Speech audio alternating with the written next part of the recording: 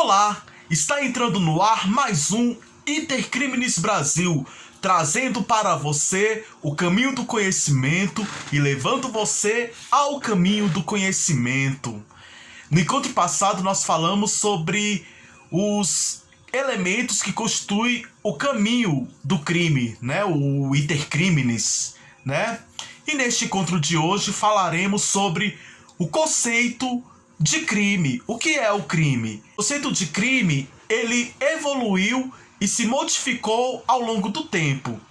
Após várias modificações, o Código Penal ele não traz mais em seu conteúdo a definição do que é o crime, como ocorreu no Código Criminal do Império do ano de 1830, bem como no Código Penal de 1890, cabendo à doutrina a elaboração desse conceito, sendo que este passou a ser conceituado de diferentes formas pelas inúmeras escolas penais. E dessas escolas foram surgindo, vários conceitos. Antes de apresentar, cumpre apresentar o artigo 1º do Decreto-Lei nº 3.914 de 1941, que é a Lei de Introdução do Código Penal, que diz: considera-se crime a infração penal a que a lei comina pena de reclusão ou de detenção, quer isoladamente, quer alternativa ou cumulativamente, com a pena de multa. Contravenção é a infração penal a que a lei comina isoladamente pena de prisão simples ou de multa, ou ambas, alternativa ou cumulativamente. Vocês puderam perceber, a diferença de contravenção e de crime, principalmente na aplicação da pena, sendo contravenção penal de prisão simples ou de multa, enquanto no crime, aplica-se a pena de reclusão ou de detenção, ainda que isolado, alternativo ou cumulativo. E cumpre destacar aqui o conceito de crime sobre o aspecto formal, que seria toda conduta que atentasse, que colidisse contra a lei penal editada pelo Estado. No Código Penal, o princípio da anterioridade ou da legalidade ou da reserva legal diz: não há crime sem lei anterior que o defina, nem pena sem prévia cominação legal. O próprio artigo já fala: não há crime sem lei. E tanto que essa previsão se encontra na Constituição Federal, no artigo 5º, inciso 39, Então não há crime sem lei. Bem, no que tange ao aspecto material, o crime é aquela conduta que viola, que lesiona bem jurídico mais importante, o bem jurídico tutelado, que é o muito relevante. Então, apresentamos aqui o crime no conceito formal e no conceito material. Mas também o conceito analítico de crime, defendido por autores como Assis Toledo e Luiz Regis Prado, sendo que o crime ele é composto por fato típico, fato ilícito e fato culpável, sendo que cada um desses três elementos, eles têm os elementos dentro, Só configura crime se tiver os três elementos. Se tiver faltando um deles, já não configura crime, certo? Veremos isso ao longo desses nossos encontros. E começando pelo primeiro elemento do crime, vamos falar sobre o fato típico, Que ele é composto por conduta, resultado, nexo causal e tipicidade. Como ocorre na primeira estrutura estudada, se ausente qualquer dos elementos do fato típico, ocorre uma reação em cadeia. e o crime ele deixa de existir. Vou apresentar o exemplo para vocês. Vamos lá. Digamos que Melville dirige o seu automóvel em velocidade permitida. Ele está dentro da velocidade. E ao avistar o semáforo verde, ele passa direto ao cruzamento. Beleza, ele tá certo, né? Mas o que ocorre? Tício, em alta velocidade, cruza o semáforo vermelho e atinge o veículo de Melville, que é arremessado contra Caio, que é o pedestre, que vem a morrer em razão do ocorrido. Nessa situação, o automóvel de Melville matou Caio. No entanto, é lógico que Tício responderá pelo resultado, uma vez que não houve conduta dolosa ou culposa por parte de Melville. Logo, se não houve conduta, não houve fato típico e, consequentemente, não houve crime. Por isso, podemos dizer que Melville não praticou crime. E uma dica para os advogados criminalistas que estão assistindo: é uma tese de defesa. Quem for advogar pro Melville, né, nessa situação, apesar do Caio ter morrido em razão que foi atingido pelo carro de Melville, quem deu causa a tudo foi o Tício, né, que avançou o sinal vermelho, né, que ele já estava errado, e mais ainda, alta velocidade, e bateu no carro do Melville, e o carro atingiu o Caio, né? Então, como o Tício deu causa, tendo visto que o Melville estava lá certinho, logo, estamos diante do fato atípico, a tipicidade da conduta, não houve crime. E falando em conduta, meus amigos, temos os elementos do fato típico, começando pela conduta, que pode ser tanto comissiva ou omissiva, dolosa ou culposa. Vamos por partes. Conduta comissiva é a conduta consistente em o fazer. Em regra, os crimes eles são comissivos, devendo o agente ser punido por uma ação. Como assim, Dr. Helder? Venham comigo. Vamos pegar o exemplo do crime de homicídio. Quem é punido é quem mata. E no crime de furto, quem é punido? Quem subtrai, né? Óbvio, né? E como saber se o crime é comissivo? Basta fazer a leitura do dispositivo onde está descrita a conduta típica. No caso do homicídio, o artigo 121 traz a conduta de matar. Logo, nós nos deparamos com uma ação, e não de deixar de matar, que é a omissão. Logo, crime comissivo é praticado por um ato de fazer, né? Agora vamos para a conduta omissiva. O que é conduta omissiva? É aquela que consiste, evidentemente, em deixar de fazer algo. O exemplo clássico de uma conduta omissiva é o crime previsto no artigo 135 do Código Penal, que é deixar de prestar assistência, quando possível, fazê-lo sem risco pessoal. A criança abandonada, extraviada, ou a pessoa inválida ou ferida, ao desamparo ou em grave e iminente perigo, ou não pedir, nesses casos, o socorro de autoridade pública. Pratica o delito quem deixa de prestar assistência, um deixar de fazer. Quando a própria lei descreve uma conduta de deixar de fazer, como na omissão de socorro, digamos que o crime ele é omissivo próprio. Agora venha comigo que eu vou desenhar bem, né, este exemplo. O exemplo, vamos comigo.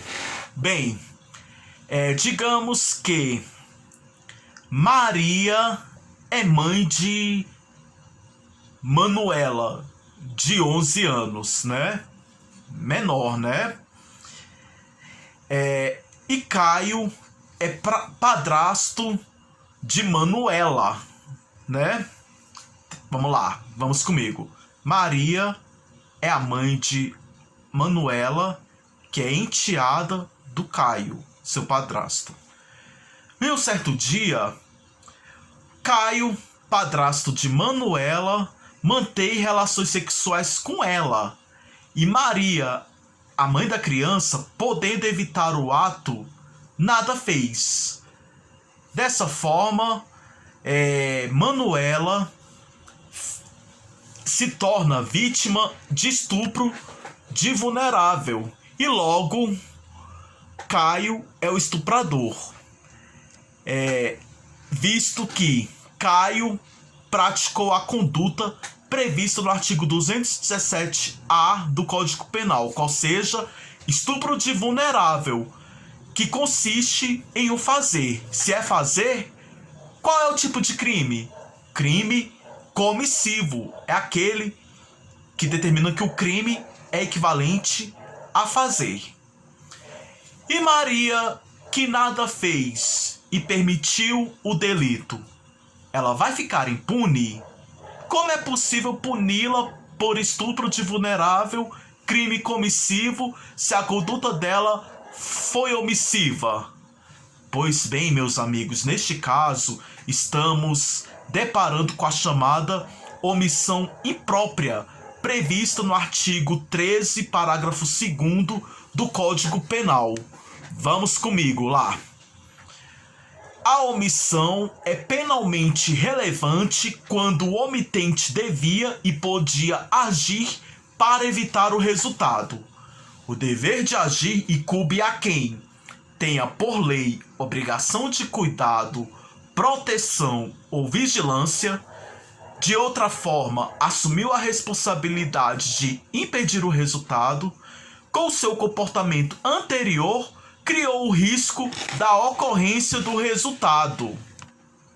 Nas hipóteses ora apresentadas, a pessoa tem o dever de evitar o resultado sob pena de responder pelo delito. Neste exemplo apresentado, a mãe da criança, Maria, tinha o dever legal de evitar o estupro da Manuela, que está dentro da linha A. Só que o que ela fez? Nada, né? Então, como ela não fez nada, né?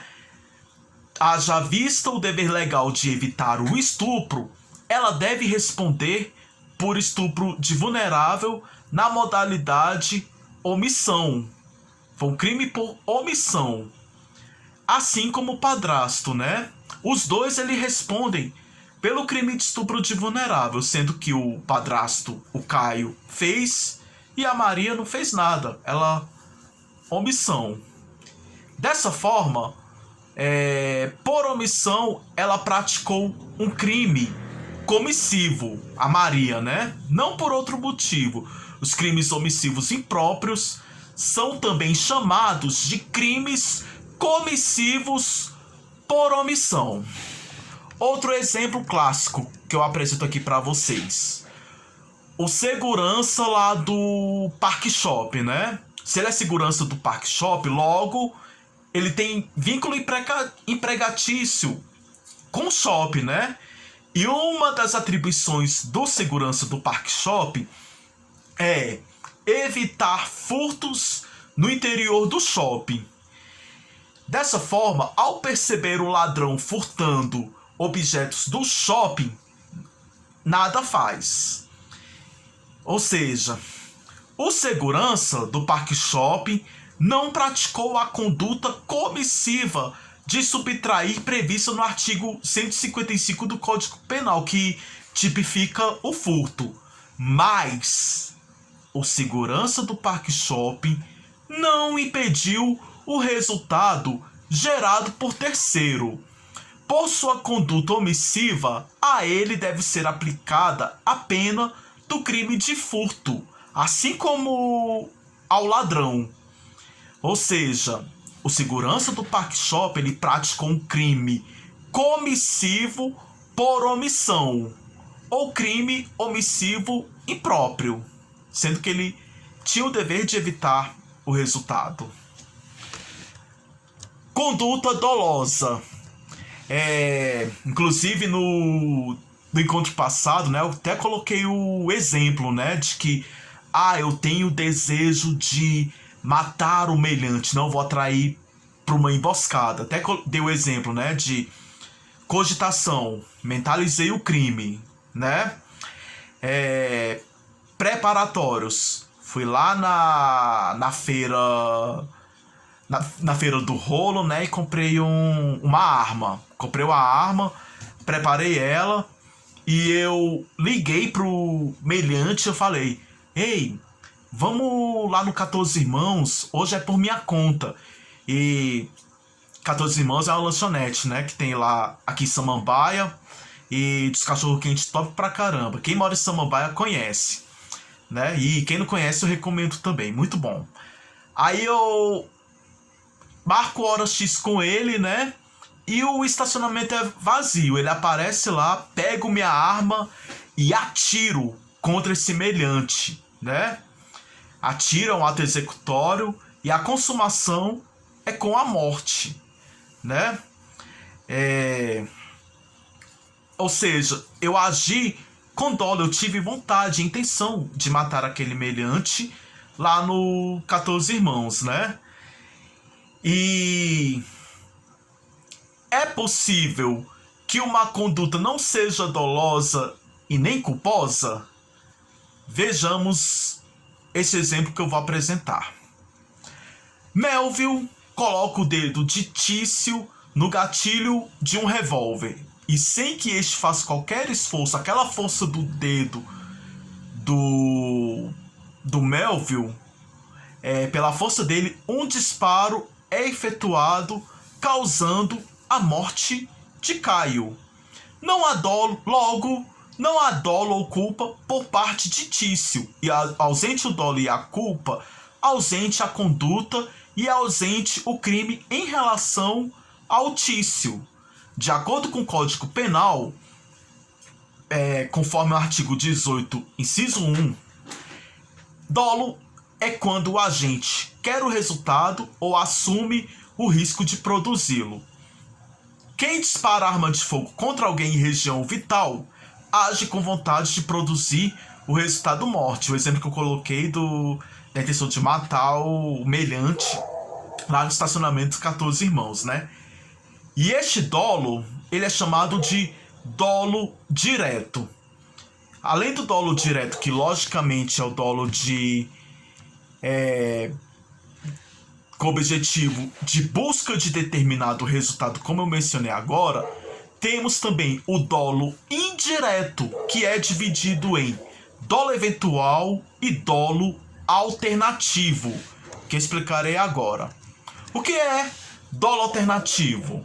O dolo alternativo é uma espécie de dolo indireto, quando o agente busca um ou outro resultado com a mesma intensidade.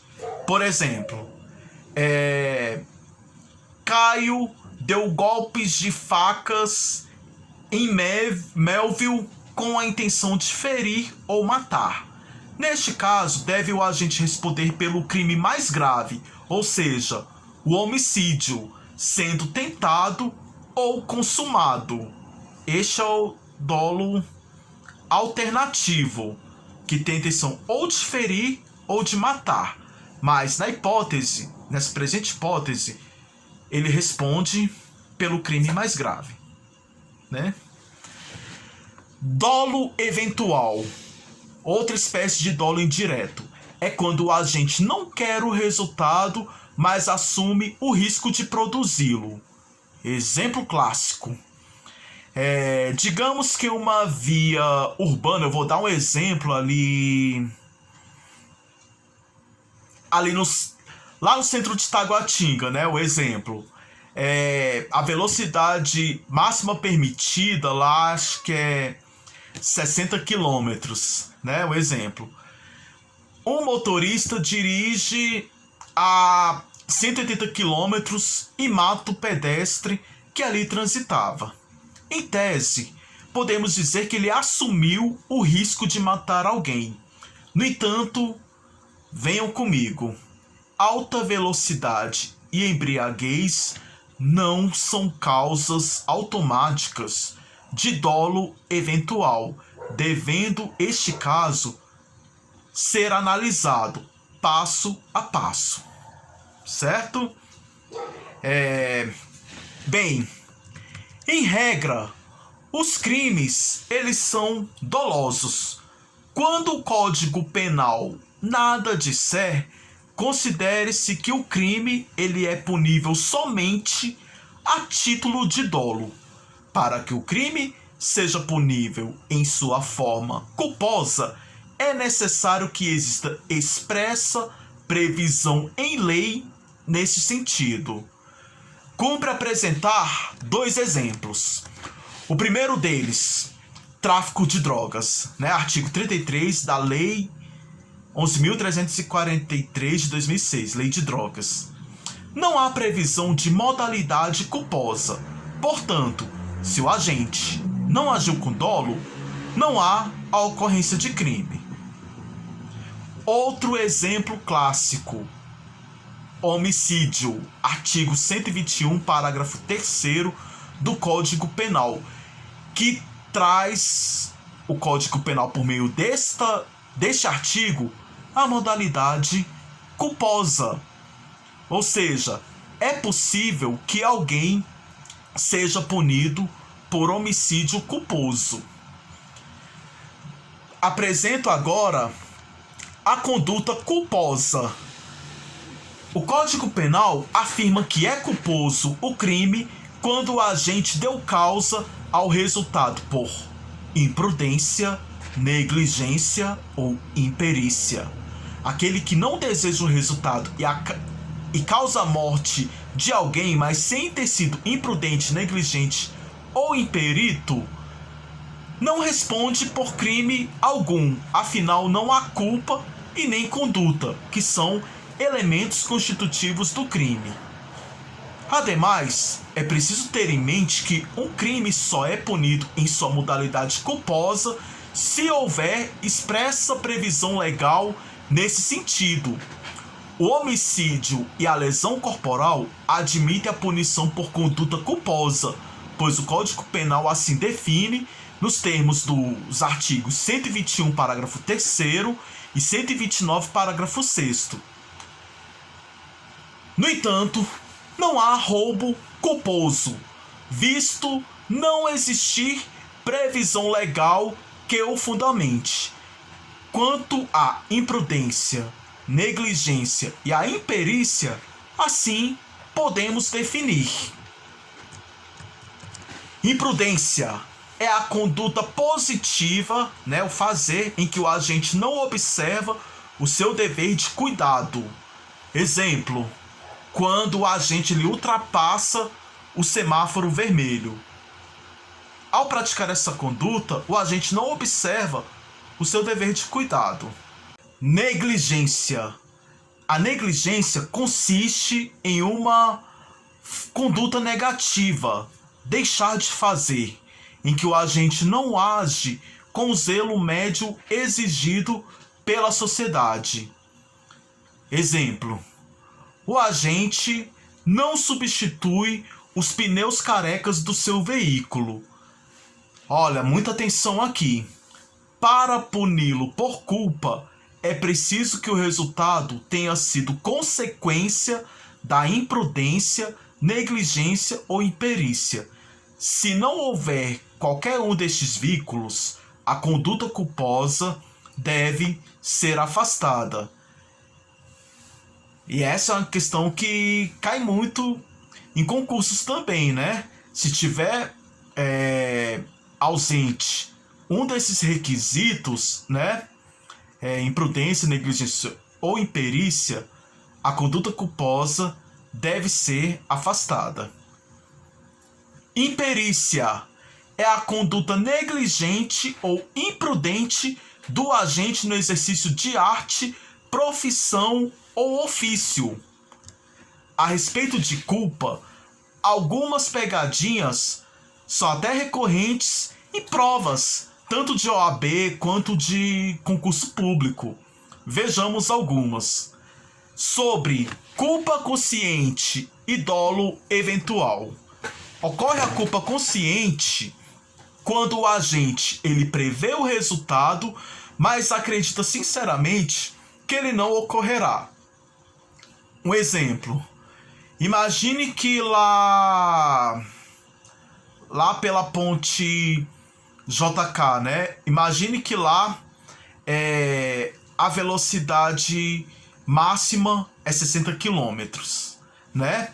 E Melville, né, passa pela ponte JK dirigindo a 80 quilômetros e mata alguém atropelado. É inegável que Melville violou a lei e que isso poderia gerar o resultado, mas, estando apenas 20 km por hora a mais do que o permitido, é bem provável que tenha acreditado sinceramente que não causaria o atropelamento. No entanto, se o Melville dirigisse na mesma via a 150 km por hora e matasse alguém, provavelmente ele responderia por homicídio doloso, por dolo eventual, quando a gente não quer o resultado, mas assume o risco de produzi-lo. Pensa comigo. Ao trabalharmos com números tão amplos, de 80 km a 150 km por hora, é fácil distinguir o dolo eventual da culpa consciente, né? No entanto, em casos reais, nem sempre a questão é tão simples. Quem bebe um copo de cerveja... Nossa, eu gosto de tomar uma cervejinha também de vez em quando, né? Um choppzinho, né? E quem bebe assume o risco de matar alguém atropelado? E quem bebe 2 copos? E quem dirige a 90 km por hora em uma via onde o limite é de 60 km por hora? Por isso, em regra, os homicídios no trânsito geralmente a discussão gira em torno da culpa consciente, que é mais favorável ao réu, e do dolo eventual com pena maior. Em concursos públicos, não há como a banca trazer casos concretos, exceto se absurdos, exemplo de quem bebe 1 litro de uísque, pois não haveria como ter uma resposta correta de forma objetiva. Por isso, quando o assunto é cobrado, pede-se somente a distinção em 2 institutos, esses que eu mencionei, tanto a culpa consciente quanto o dolo eventual. Culpa imprópria, prevista no parágrafo 1º do artigo 20 do Código Penal. Ocorre quando o agente, imaginando erroneamente estar agindo amparado por causa de exclusão do crime com dolo, causa resultado tipificado. Exemplo. Melville, imaginando estar agindo em legítima defesa, mata Tício a tiros. Se o erro for inevitável, qualquer um erraria, tendo como parâmetro o homem médio. O dolo e a culpa devem ser afastados. Isso se o erro for inevitável. No entanto, se o erro for evitável, Melville deve responder a título de culpa pelo homicídio, pela culpa imprópria. Vejamos que, no exemplo, Melville agiu com dolo, pois quis matar Tício, embora imaginasse a presença de causa de exclusão da ilicitude. E por que então não responde pela modalidade dolosa do crime, já que ele agiu dessa forma? Vejamos. O Código Penal prevê essa modalidade. A culpa imprópria, ela gera uma situação muito curiosa. Como o agente agiu dolosamente, é possível a tentativa. Por exemplo, o Tício não morre. É a única hipótese em que é viável a tentativa em crime culposo. Tentativa em crime culposo. como vimos acima, não é possível tentativa em crime culposo. Afinal, como alguém pode não ter sucesso em um resultado que não desejou? A única exceção ocorre na culpa imprópria, onde o agente age com dolo, né? Ou seja, ele quer o resultado, mas imagina estar amparado por causa de exclusão do crime, né? Partimos agora para os crimes préter-dolosos. Ocorre quando o agente pratica uma conduta dolosa e um resultado mais grave é produzido a título de culpa. Exemplo, artigo 129, parágrafo 3º do Código Penal, que prevê a hipótese de morte decorrente de lesão corporal não desejada pelo agente. Se a intenção do agente é matar, evidentemente o crime será o de homicídio. No entanto, se a intenção é causar mal à integridade física ou à saúde da vítima e ela vem a morrer por culpa, o crime será o de lesão corporal seguida de morte. Observem bem o dispositivo no parágrafo 3º do artigo 129.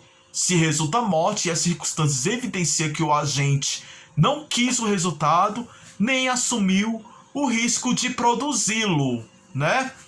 E advogados que atuam no tribunal do júri de plantão é uma tese, né? Que se tiver circunstâncias que apontam que o agente não quis a morte, né? Não quis a morte nem assumiu o risco de produzi-lo, a tese de defesa tá aí. Não houve crime doloso contra a vida. E sim foi lesão corporal seguida pelo agente, que é o que os criminalistas, né, em especial os do tribunal do júri, sustentam. Certo, meus amigos? Pois bem, meus amigos, tá muito bacana o encontro, né? Vocês estão gostando? Tem sugestões, tem perguntas? Vou estar disponibilizando aqui na tela o e-mail do Intercrimes Brasil, intercriminesbrasil.icb@gmail.com, e a página do Instagram, @intercriminesbrasil. Quiser fazer perguntas, apresentar sugestões, né? Que é muito importante, né, para o crescimento deste projeto que está sendo preparado com muito carinho para vocês, tá bom? Bem, vamos ter a parte 2 deste tema, né? Vamos ter a parte 2 deste tema também, que nós vamos continuar no próximo encontro ou no encontro futuro, né? Dependendo de como vai caminhar o projeto, mas vai ter muita coisa legal por aí, pessoal. Tá bom? Então é isso, meus amigos. Muito obrigado pela participação de vocês. Fiquem com Deus e até o próximo Intercrimes Brasil, se Deus quiser. Eu já escolhi o meu caminho. E você, já escolheu o seu? Se não, venha comigo.